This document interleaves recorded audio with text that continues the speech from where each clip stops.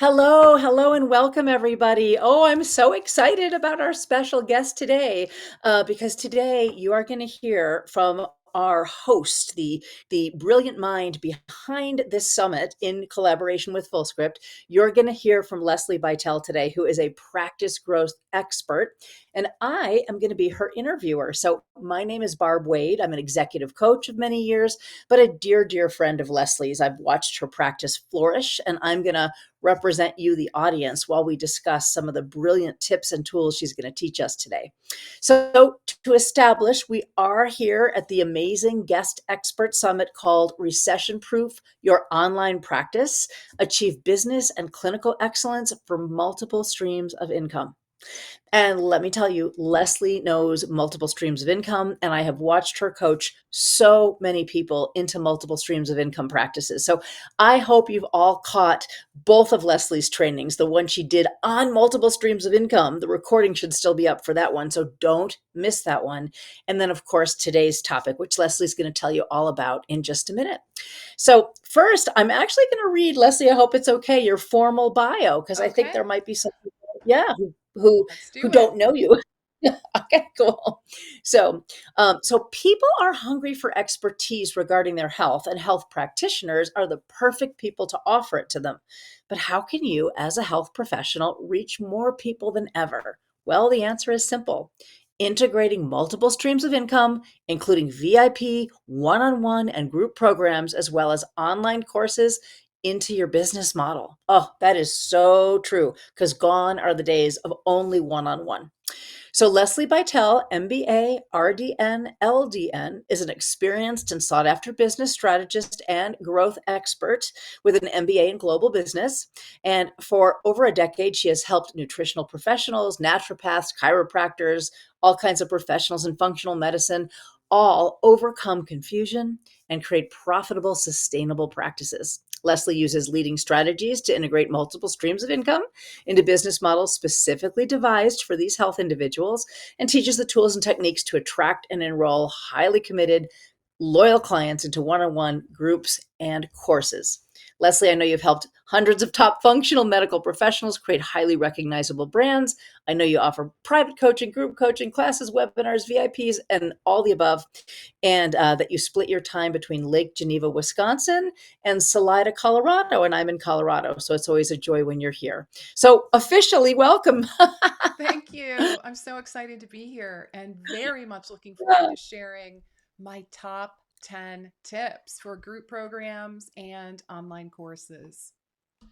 Well, before we jump in, I just want to say I was delighted that you were going to do the tips for creating an online course because so many people are saying, "I want to do my first online course. I'm ready to move to groups. I Mhm. don't know what I don't know. I don't want to get things wrong." And I think you and I were having coffee a few weeks back and thinking about your topics, and you said, "I want to give people like some critical information about not making a mistake in designing their first or their next online class." So excited for today's program.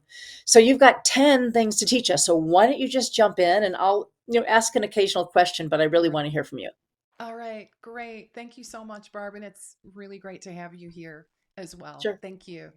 So, the first tip that I want to share with everyone today, and this one is so critical and often is a miss, in all honesty. So, this is a common mistake, and that is we must clearly identify what it is that our audience deems most urgent, and that is our course topic.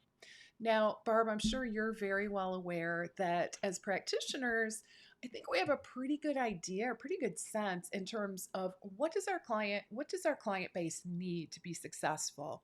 But the caveat here is that does not always translate into what they want, what they deem most urgent and important, and that is the critical key. And to identify this urgent need, it's sometimes, I'll say most of the time, very important to do a little market research, to roll up our sleeves and have some client interviews, really get to the bottom and get underneath so that we have a good understanding in terms of what are the urgent needs. Because the most important thing is that you're positioning your program, your online course, as a bridge, right? We must position it effectively as a bridge designed to help your client get from where they are now, point A, to point B, where they want to be instead, right? Those beautiful results and transformations. So we really want to get clear on what that is for your individual specific audience. Well, I'm glad you're talking about that because you always say we have to know what's going to get them in the door and then serve them what they actually need. And you're right. If they're not aware they have a particular need, your course could be great, but they wouldn't buy it. So I love what you're saying about what's most urgent. What's the thing keeping them up, sweating, Mm, suffering, and worrying at night? That should be the course because that's the easiest thing they're going to say yes to. And if they have like five other desires, you want to pick the number one. Otherwise, the other things that are further down the priority list aren't gonna drive those sales. exactly. And I can actually give an example if that would be Okay. helpful. Yeah, So, sure. several years ago when I entered the beautiful world of online courses myself, I was in the same situation. I had a lot of potential content that I could teach in an online course. So, what I did was I really started listening very, very carefully to my clients, to my audience, to identify, as much as I could, what are their specific those urgent needs that they're grappling with, right?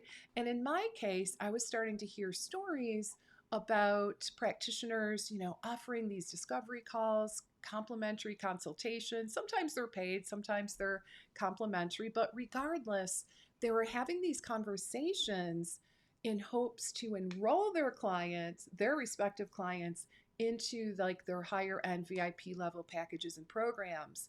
But unfortunately, they were feeling really just a tremendous amount of discomfort, right? I'm sure many of us here can relate to that, the discomfort about Discomfort with the talking selling. about money and all those Yeah. sorts of things, right? And unfortunately what I was hearing was their respective clients, they were kind of sensing this discomfort, and these conversations were just kind of falling on deaf ears, right? They were not effective. And the other really big problem that I identified is that most people did not, basically they were winging it. They really didn't have a plan. They didn't have a blueprint for how to have a really effective conversation that kind of led that potential client through an emotional journey where they themselves come up with the Mhm. conclusion, hey, you know what? This living like I'm living right now is just intolerable. I need to do something and you're my person, right? So, bottom line is, I really honed in and started to hear that this really was a struggle for many people. And that's how my course, my first course, Supercharge Your Sales System, was born. Right, So, right. and Barb, I'm sure you can relate. If I would have come out of the gate with, I don't know, some arbitrary topic like, I don't know, how to automate your business, something like that. Now, granted, that could be important, but it's not the most urgent need. The most urgent need is, Leslie, I need to make money. I need revenue. And Right. then we can worry about, maybe less urgent needs being met. So, Good. is that a good example? That's a fantastic example. Okay. And I'm gonna it's my job to move us along in the interest of time, but that was completely clear. And then your second tip I know has to do with like our free webinars. So Hmm. what's that second tip? Okay, so tip number two is to make sure that your free content delivers value. All right. Now, this might sound commonsensical, right? However, you'd be amazed at there's, just how sometimes, and actually, I think it's fear based, right? I Mhm. think there's quite a bit of fear about over delivering on the free content. Kind of fearful. Oh my gosh, if I share too many, good tips, they're, the person's not going to want to move forward and invest in my program. And this ends up being a real problem. Okay. So it's imperative that we're delivering high value, right? We're not just teaching, the what and the why, but we do want to give them a little taste of the how to solve the problem. We're not teaching everything in our paid course. Of course, there might be a teeny bit of overlap, and that's okay. The important thing is that you are giving your audience a taste of what you're all about and a taste of what stepping in on a deeper level would potentially look like. And really, what you want, like the best compliment, at least in my view, is for someone to say, "Oh my gosh, Leslie, if this is your free stuff, I can't Right. even imagine how awesome your paid content is." That's what you want, right? So, So tip really is so don't be afraid. right, so really give value, and your webinars are never fluff, they're never BS. You sometimes give so much value, it's shocking.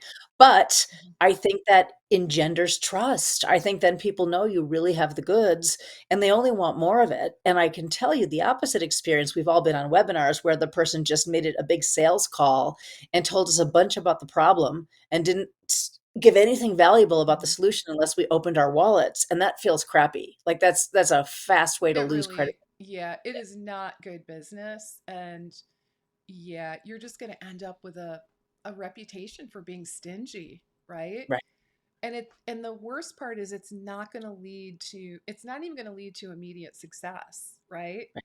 Because people are going to look at it and say, if this is all I have to look forward to, I think I'm going to go somewhere else. So there's Right. really no upside. Okay, so know exactly what your audience wants and what's most urgent. And then when you do your free part, which is your free webinar or your challenge, really deliver good value. Don't be stingy, don't hold back. That's right. All right. What's tip number three? All right. Let's go to tip number 3, which is I think you guys are going to love this one. You don't need your entire course created before you start selling it. I think I need to repeat that to Yes, let it do it. just to make sure we're all on board. You don't need to have your entire course created before you begin selling it. Oh my goodness, this one is worth its weight in gold. It truly is. And let me give you a bit of background on why this is so critical. So, and I've seen this over and over again. So often we become very obsessed, intimidated, like those perfectionistic tendencies rear their heads, so to speak. And we get so wrapped up in creating all the scripts, all the perfect slide decks, the perfect handouts and PDFs, all the things that go with the course that we kind of let the marketing side kind of not, well, just kind of fall by the wayside, right? So, what I'm suggesting is that you really ramp up the marketing and sales component up front, knowing, and here's the key, knowing that you can create the content week by week as you go.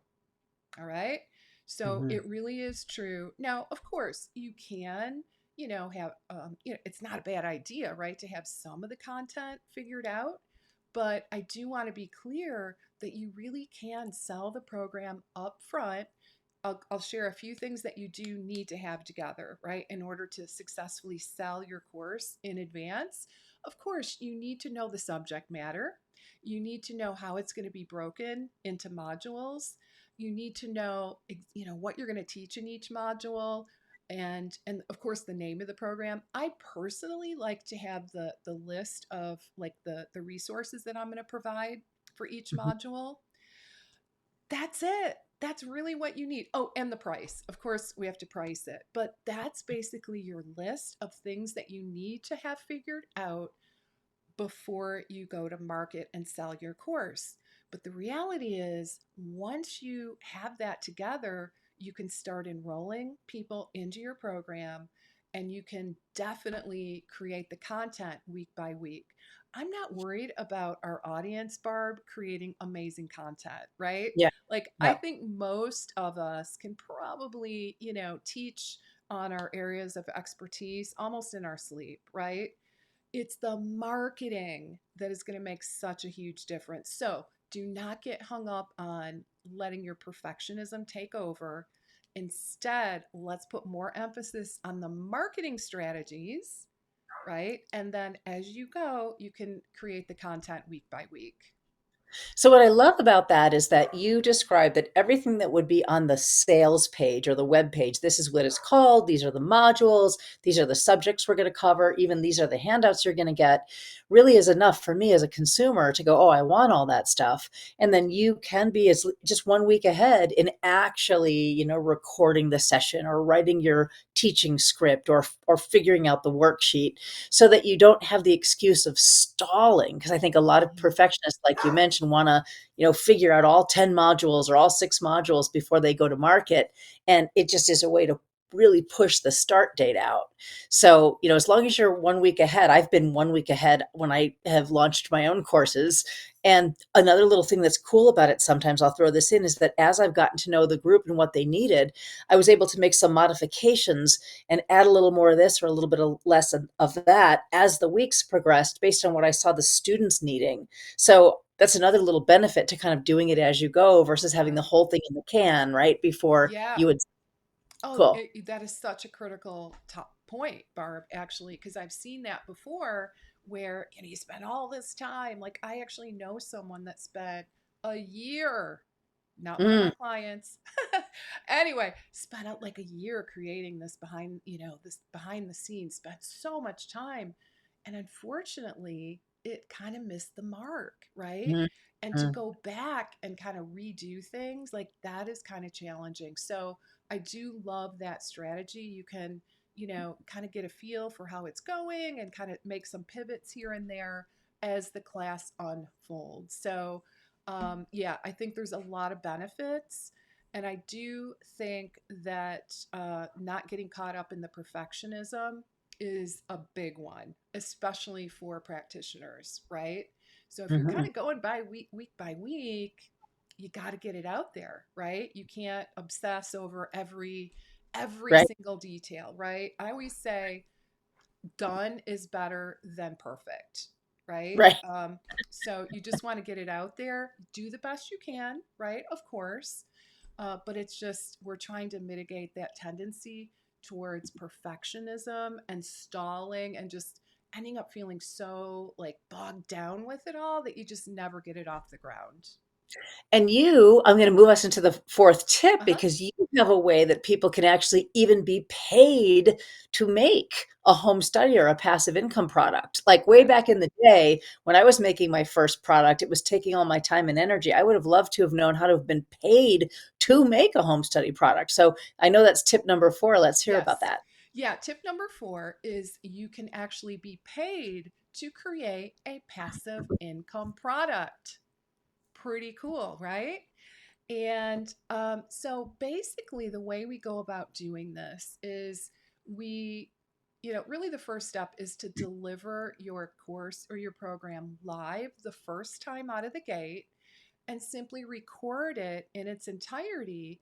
And then we package everything up, the recordings, the PDFs, maybe the transcript, like all these assets, package it all up and sell it later as a passive income product, right? So, what's really nice about that is, well, first of all, it just makes so much more sense than, locking yourself up in the basement, for weeks on end and, sitting at home by yourself, spending hours and hours recording all by yourself, kind of, in a vacuum, creating those handouts, only to find out potentially that maybe you missed the mark in certain areas, right? We kind Mhm, of alluded to that earlier.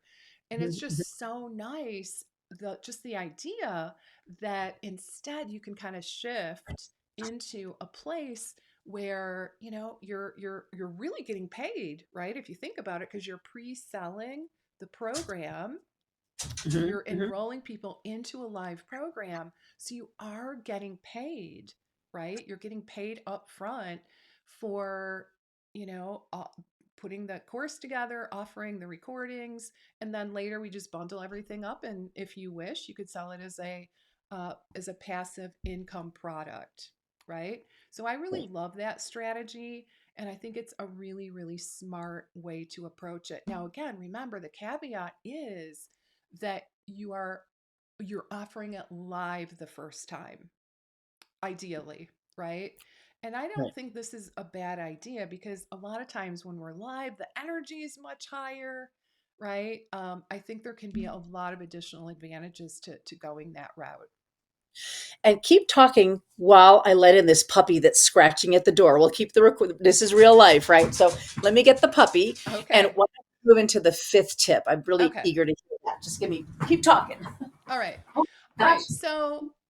right. So let's move into my fifth tip, and that is to do a beta course. All right. And a beta is sometimes known as a pilot. And I think this could be a really smart idea as well. It really does kind of take that pressure off, that pressure that we've been kind of alluding to of, oh my gosh, I have to have everything perfect out of the gate, right? So we really want to nip that in the bud because we all know how that can just really play havoc with our mindset. And worst of all, it prevents us from getting the program into the world. And just remember, guys, people need your help. They need your help. They want your help. They're seeking help to solve this problem because remember, we've determined that this problem is urgent, right? They're looking for solutions. So I really do like the idea of a pilot or doing a beta. And essentially, what that is you're kind of saving all the fanfare of a big launch for later, right? So what you're doing instead is perhaps you're inviting, a handful of clients to participate, maybe, at a lower price point. You can decide what that price looks like. Some people might, do it for free. Some people might just offer like a really significant discount in return for getting feedback, right? So the opportunity for the participant is to matriculate through that program, through that course, and provide helpful feedback to help shape the end product, right?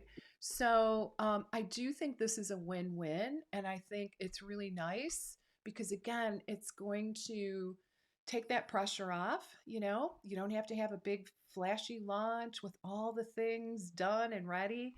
You can take a small group through the program as a first step and get some really fabulous feedback that's going to contribute to creating your wonderful end product. What I love about the idea of doing a pilot in the way you're describing it is, you can handpick the people that are already kind of your favorite clients, or they've bought from you maybe before, or maybe they couldn't afford your private, but you kept in mind, you kept a list and thought, oh, they'd be perfect for this pilot. And then you get to kind of be imperfect. You didn't launch it really publicly. You're saying, hey, you guys are my guinea pigs. I'm going to over deliver. You're going to get this for either no cost or low cost. And sometimes, like you say, low cost keeps some skin in the game on their part, but for them to know you're never going to see it priced at this again, at this low. It's going to be, it's going to go for XYZ, and you're in for this one shot, provided you give me feedback and some great testimonial at the end. It takes the pressure off, doesn't it? And it lets you play Right. with some of your content and then really know what worked or didn't work for your big, more public launch. So Yeah. that's a great idea. That's a Love it. great idea. Yep. Good. All right. One of my Awesome. favorite strategies. All right, we're moving along. Oh my All gosh, right, let's do halfway. the Are we next one. I number think we're on 6? number Okay, great. 6, right? Okay, Okay. so Yep. this one is key as well. And I got to just preface this one by saying I I don't see a lot of people doing this. It's so interesting. That is, I don't see a ton of practitioners doing this, and that is offering great bonuses. Okay. So I really, really want to recommend that you come up with some very juicy bonuses to add to the mix. And I don't know about you, Barb, but I can certainly speak to this on kind of a personal experience level. I have bought courses in the past because I wanted that bonus, right? It was such a Right. compelling bonus that I was like, I almost want the bonus more than the course. In a couple cases, right? Of course I wanted the course as well, but the bonus can actually be perceived as even higher value or perhaps equal value as compared to the course itself. So you guys really want to be thinking about how can you sweeten the pot, right? What are some really juicy bonuses that you can add to the mix? I mean, it could be And like a small bonuses, group. Yeah, go ahead. yeah, sorry to interrupt, but bonuses that complement what your course is, but aren't something that you do yourself. So that, that's what's so cool about bonuses is that certainly, Leslie, I just want to point out in many of your launches, because I've watched all of them, some of the bonuses are you doing a special Mhm. topic on something, but some of the bonuses are colleagues and friends and other people. And you've even had me come in and That's do some right. mindset bonuses, in your academy, for example, or your lucrative course blueprint program, when people are doing a lot of executing and implementing and getting business strategy, you've said, hey, Barb, do you want to come in and do a mindset training on how we self-sabotage, right? So what's great about it is when people pick bonuses that aren't what they necessarily deliver, but just accentuate what they deliver. And then sometimes I see your bonuses are like, you still teaching, but adding an extra session that's a little bit to the side of the main topic of the Mhm. course, but a nice adjunct. Exactly. And I think that really is the key.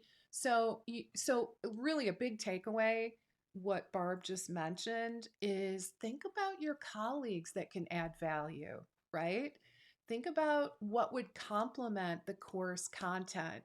What would be helpful for your students to help them ultimately be more successful. And maybe it's an area that you don't normally teach, right? I think that can be really a nice mix. So, Mhm. yeah, definitely think about bonuses because it really adds value to the overall offer. Excellent. All right. Yay. How about number Moving along. 7? Where All are we right. headed? So, what I want to do next is move into creating that sense of urgency, right? And Really? urgency is so important because let's be honest, many of us are, we kind of sit on the fence, right? Procrastinate. And the same is very true with potential buyers of our courses and programs and products, right? So we need some strategies put into play to help create that sense of urgency to move people into action.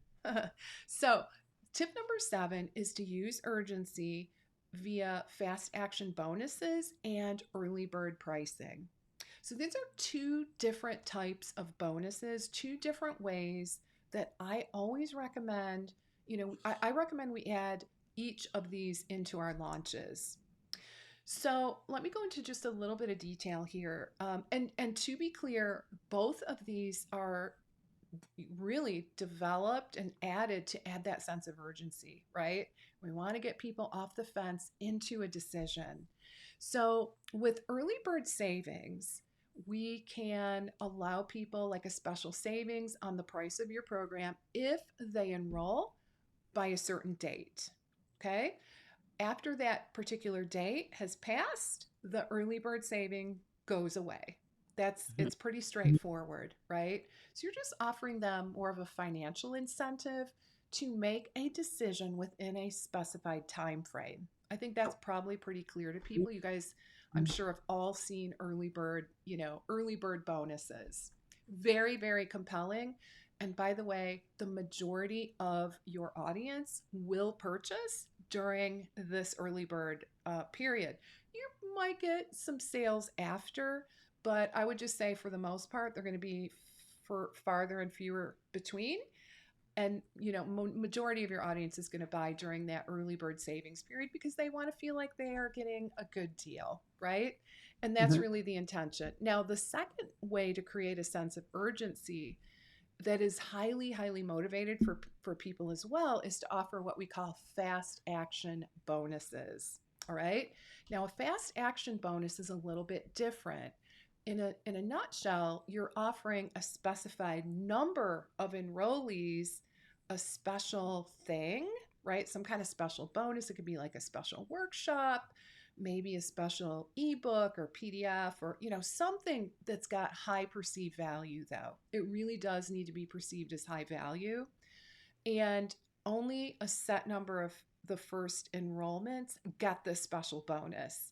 So for example, I've done this where the first 10 or 20 people that enroll in one of my courses get, a special workshop with me, right? A small group workshop on a topic that we've deemed is highly compelling and urgent for my audience. And again, is going to contribute to their overall success, right? So I think both of these strategies, I would highly recommend that you integrate both into your launch plan. Okay, so I'm going to point out a couple things just to put a little button on them. Okay.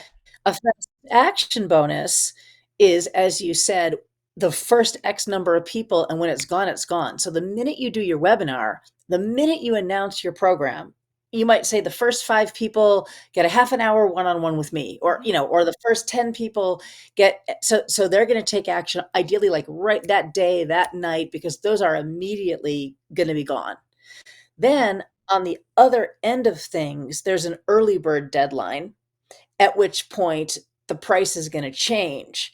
So one bonus incites immediate action. We'll just ignore the doggies. One bonus incites immediate action, and then the other bonus has like a deadline. And I'm imagining you need to like remind your audience, hey, the early bird's going away tomorrow, the early bird's going away tonight, and Right. make sure they're aware.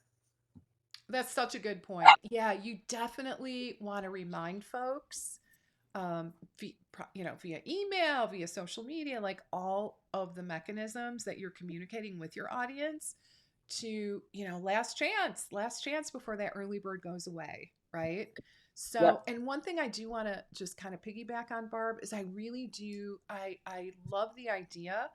And it is very compelling. I used to do this in my earlier days, offering, a 30-minute session, right, as a fast action bonus. And occasionally I'll still pull that one out because honestly, that one is extremely powerful, right? So, like, the first 7 people that enroll get, a 30-minute one-on-one consult with me, something like that. Extremely powerful. Yeah, that's exciting, especially as a health practitioner if I'm going to take a group course, but it's possible I could get a half an hour one-on-one individual attention consult if I'm the first one of the first buyers. Mhm. Yeah, that's a very, very compelling one, It you know. is.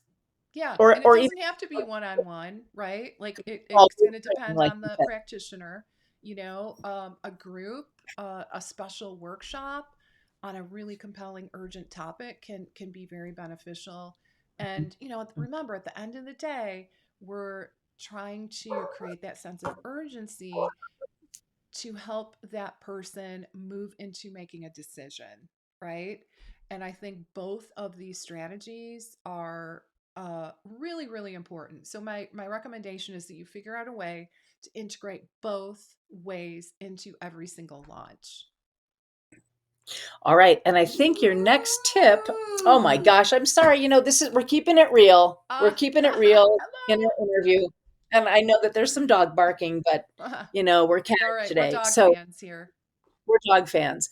So the next tip I think is also about another thing that makes it easier for people to buy, that lowers the barrier. So what's that next Mm, tip, number yeah. 9? Number 9 is to don't shy away from personal invites. Okay. I think this one is absolutely critical. So, what this is about is it's pretty self-explanatory, but basically, you come up with like a wish list of potential participants in your program that you would like to personally invite. And let me tell you, this is extremely powerful. I like to share the story. Um, I'll make it kind of the short version, but I do remember years ago when I was contemplating taking actually a functional nutrition training certification. And I remember the person running the program, sent me a personal email, like at least 2. And now sometimes, and invited me in, just saying, Leslie, I think you'd be such a great fit. I thought of you. We'd love to have you as part of this group, that kind of language. And I'll admit, the first time I was like, okay, that's nice. And I didn't pay a whole lot of attention, but it struck me as very generous and nice. That's the thing I really want to um, convey here is because I think sometimes our fears get in our way, right? Like, oh, we're going to be perceived as salesy and I don't want to do that. It's the opposite. I promise you, it's the opposite. And I can really speak from personal experience. When this person reached out to me, it was so sincere. I Mhm. didn't act on it the first email, but she sent me another email, right? She sent me another email. And guess what? I signed up. And let me tell you, it Mhm. wasn't an inexpensive thing. And I don't know that I really Mhm. would have. That's the thing. So my recommendation is keep a list. Like this list could be comprised of maybe people that you've had a conversation with, like a enrollment call. Maybe the timing wasn't right, maybe the pricing wasn't quite doable, whatever the case may be. Reach out to them and say, hey, I have this other, this program, and I sincerely think it could be a great fit. Would you like to You jump know, on a quick call to discuss? I love this one because I think sometimes we have this magic thinking that internet and social media is just going to fill our Yes. class, and that we're just going to put it out there. We're going to email everybody. I still to this day, and I've been doing this a very long time, hand invite people along with putting out a webinar or along with social media or along with an email campaign. And, many times up to half the enrollments in the courses I do came from the personal reach outs. And someone went, you thought of me. And I said, Yeah. well, hey, Jane, I thought of you because we talked last time about blah, blah, blah. And this is one of the modules. And people are so, like you said, they're so touched. So I Yep. think it's important that no matter how big your business gets, you remember that, you can fill a third of your course with personal reach outs versus expecting the internet's going to do all the hard work. It's really a blend. It is. Absolutely. So, guys, at the end of the day, make sure you have what I like to call a wish list, right? A list for every single launch. You've got a list of people that you honestly, genuinely feel would be a good fit for the program, and definitely send them a personal invite, right? And if not one, maybe two, Mhm. because remember the story that I shared, it was the second one that really moved me, right? So don't be shy about that, Yep. because it really can. We don't want to rely solely on all the online strategies, because, business really runs on relationships. I mean, it really does. It's Yeah. still about know, like, and trust, and relationships. So definitely have a wish list, and don't be shy about inviting people to step in. Okay. Now, Leslie, I accidentally led you astray unintentionally because I skipped one. I said we Okay. were on number 9, I think. And I think I skipped one of my favorite ones you Uh, teach. So I'll take the responsibility, okay. which is number 8. Yes. Yes. Do you have Let's that talk in front of about you? this one. Okay. So Uh, that one is, this is a really important tip as well, is to reverse the risk. Reverse the risk of investing by offering some type of guarantee. And I do know that this one can be really scary, right? It can. The thing that it does do for you is it allows people to give your program a try, and it helps them overcome that, just that fear, because people are often very risk averse, right? And they're fearful, like, oh, what if I get in and it's not a good fit, right? So it really helps overcome those initial fears. And really, what I want you to ask yourself is, will I get more sales as a result of offering a guarantee, right?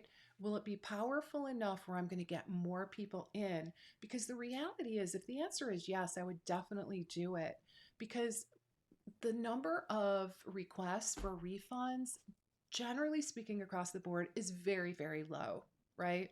Once people get in, you might occasionally experience a request, but I just think, offering some kind of guarantee is going to outweigh not doing it, just so you can help the people, your students, to overcome that initial fear of it not being a great fit. Now, with a caveat, and that is, you want to make sure it's time limited, right? For example, maybe you have allow them to take the first class, maybe the second class, and so it's by a specified date. So what I'm not suggesting, Barb, is that your students can ask for a refund any old time, right? Like that would not work for anybody, but it's really within a specified time. Now, I have seen, people out there offering courses who, have like work requirements. In other words, they have to show that they've done the work, or, maybe they give a credit towards another course. And those strategies are fine. I will say they're not as effective, right? Because if I go in knowing I'm going to have to like prove myself and show that I've done all the work, it's not going to really help me to overcome my fear of investing, right? So but it is something. So bottom line is, my suggestion is that you do offer some kind of money back guarantee, even if it's a short window. And I think you raise a really good point that if, like, I'm going to make up the numbers, but if like 10 more people feel, you know what, I feel safer that there's a money back guarantee. And as you said, most people don't ask for it. Hmm. But even if two people did, but you got the other eight, you got the more sales because those other people felt more comfortable Yeah. coming in. It was absolutely worth it. And I love that you Yeah. said, give it for a particular period of time. Hmm. Sometimes I know you do, like, people can come to the first two classes when you might offer, let's say, eight classes. And after the second one, before the third one starts, that's when the window is, Hmm. to take, to pause and step out if you choose to, so that they've gotten a sense of it, but they can't consume the whole thing and then ask for a refund later. Exactly. Right. Yep. So yeah, Great. I think it's Great. an And I important strategy. Right. And I think the guarantee, like you mentioned, when it's like, well, as long as you've done all the work and can send in 17 assignments and you've been attended every call, then we maybe will give you a refund. Hmm. All those considerations make me, the consumer, feel like, oh, I'm going to get a hassle if I'm Yep. asking for a And you refund. probably So will. I also like, Right? I think that's the right I example, like the Paul. no You probably questions will. asked Yeah. for this period of time, no questions asked. I like that. And, All right. So now guys, back you're to going the to get more last. sales. That's really the key. I think you're going to get more sales than you otherwise would, simply Yeah, put. agree. All right. Lay it on us. All Number right. 10, the number Tip 10 number for our 10. online And I shop. got to tell you, Barb, I love, love, love this one so very much. And I really want you, our audience today, to embrace and lean into this strategy because it is so helpful. And that is work with referral partners. Develop and, really figure out ways to make it a win-win with referral partners, right? So very helpful. I know this is a strategy that I really embraced both in my nutrition practice as well as my current role. So let me elaborate just a little bit here. So what you want to do is start thinking about, who would be a great referral partner. And essentially, what you're looking for are other people, other businesses, could be community based, could be online, doesn't really matter. But who out there serves your target audience, albeit in a different way? That's what you're looking for. And I mean, it could be, as an example, like if you're a dietitian or nutritionist, maybe you partner with a personal trainer, right? They're more focused on, the physicality of training, and you're the nutrition expert. Like that's a kind of a perfect match, right? I mean, there's so many examples. Like when I had my nutrition practice, guys, I even partnered with a hair salon. Seriously, because I knew my target audience was there, right? And Mhm. so I found ways to get in and access their audience because at that time in my trajectory, I didn't have an audience built up yet. Okay, so it's a really fast way to build your own audience, build your list. And the other thing that you can do is potentially ask this referral partner to maybe sponsor a webinar. And I did that too plenty of times, and it's very effective. So they're offering something special to their audience, So it really is a win win. Now, sometimes, especially in a group program, sometimes we track these leads and some kind of a referral bonus is paid out. So you guys decide on your comfort level there. In the world of coaching, it's pretty common, right? So Mhm. just wanted to let you know that it is, pretty customary and it's kind of thought of as a thank you. Um, in that case, you would need to track the leads that come from your referral partner. And nowadays, it's pretty easy to do that, right? Like, a lot of softwares are available to enable you to do that. But really, the big takeaway, regardless of the tracking, regardless of paying out any kind of financial incentive, you guys decide what you're comfortable with there. It is such a powerful way to get in front of more people and really expand your reach. I love your example of a nutritionist who might partner with a physical trainer. It's a great Mhm. example because let's say I'm the nutritionist and I say I want to offer a 1 hour seminar to all of your people. And then the personal trainer invites all their people. Hey, Mhm. I've got this extra bonus seminar that my colleague's going to do just for my clients, right? That makes that personal trainer stand out too. Like It if I'm does. working with that personal trainer and they're going to bring me a nutrition seminar for free, right? But then the nutrition seminar offers a nutrition package. And then if I, as the nutritionist, now get clients, I give some thank you referral back to the physical therapist. I mean, personal trainer, not physical therapist, Yeah, although that could that be works another too. type of partner. Right. So it is great to remember that there are other people we all know that have a pre-built audience. Instead of us having to get each individual Right. person, people we know have a pre-built audience that would benefit from our stuff. Very little effort for them to invite their community to something we might offer, and they might enjoy, $100 commission on a sale of a $400 class or something, Hmm. um, for having sent people our way. So that is a very fast way to build your outreach. It really is. Yeah. Right. So it is really one of my favorite Yeah. strategies, right? I know when So I had my nutrition practice, I did this with a gym, right? And right. it worked out fabulous. I brought in an 8-week workshop into a gym setting. Mhm. And one of the bonuses for signing up to my program was like a special session with a trainer. So Right. Right. just, kind of elaborating on what, the idea that Yep. you shared. So Yep. it can be a win-win all the way around.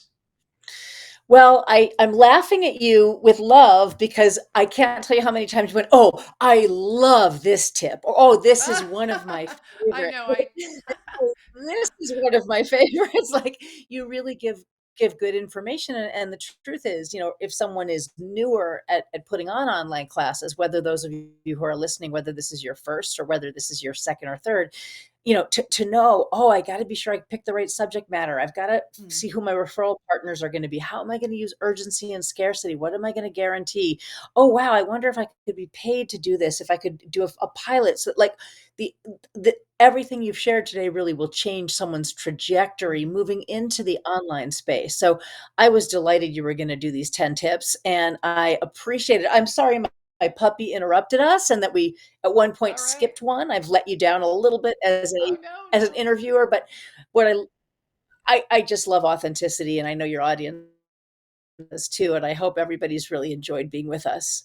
So before we wrap up, I'll do a little ending wrap up. But is there anything else you want to add as Mm. our fearless leader of the Ah, entire summit here? yeah. Well, You're I want doing to all these thank interviews with everyone. I just every. want to thank our audience so very much for joining.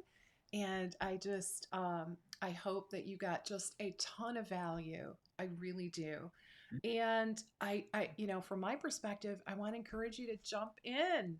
I don't know that there's a day that goes by in the work that I do, Barb, where I don't talk with a practitioner that really wants to scale their business, right? They're they're kind of getting burnt out or maybe they're full, right, with one-on-ones. So it's really, really important, crucial to the health of your business to Mhm, figure out how you're going to scale. And one of the best mhm. ways to do that is through online courses and group programs. So just really want to Okay. encourage everybody to jump in and, review these tips. I really wish I had known these tips when I first started. So I'm hoping they provide tremendous value. Thanks, Take care. everybody. Bye. Bye-bye.